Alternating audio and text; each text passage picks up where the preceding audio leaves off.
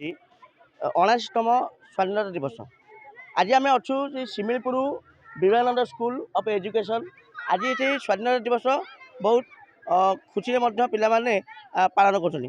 ଆମ ସାଙ୍ଗରେ ଯୋଡ଼ି ହୋଇଛନ୍ତି ସେ ପ୍ରିନ୍ସିପାଲ ଶିମିଳିପୁର ସ୍କୁଲର ପ୍ରିନ୍ସିପାଲ।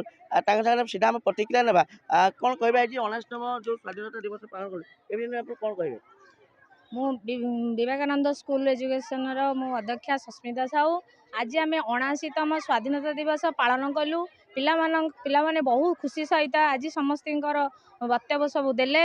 ଆଉ ଆମର ସ୍ଥାନୀୟ ସରପଞ୍ଚ ସିଏ ବି ମଧ୍ୟ ଆସିଥିଲେ। ସିଏ ତାଙ୍କ ଅଭିଭାଷଣରେ ଅନେକ କଥା ପିଲାଙ୍କୁ ଉତ୍ତମ ଶିକ୍ଷା ଦେଇକି ଗଲେ। ତାର ବିଦ୍ୟାଳୟର ସେକ୍ରେଟାରୀ ମଧ୍ୟ ସେ ଅନେକ କିଛି ଶିକ୍ଷା ଦେଲେ। ଭାରତ କିପରି ଆମ ଦେଶ ସ୍ୱାଧୀନ ହୋଇଥିଲା ସେହିପରି ଅନେକ ପିଲା ଶିକ୍ଷା ଦେଲେ। ଆଗନ୍ତୁ ପିଲା ଏଇ ଯେଉଁ ଭବିଷ୍ୟତର ଯେଉଁମାନେ ସେମାନେ ଛୋଟ ଛୋଟ ପିଲା କାଲି ଭବିଷ୍ୟତର ସେମାନେ କିପରି ଆଗକୁ ବଢ଼ିବେ, ଦେଶକୁ କେମିତି ରକ୍ଷା କରିବେ ସେହି ବିଷୟରେ ଅନେକ ଶିକ୍ଷା ମୁଁ ମଧ୍ୟ ଦେଲି।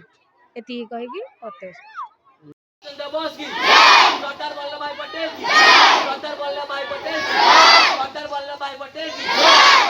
भाई पटेल की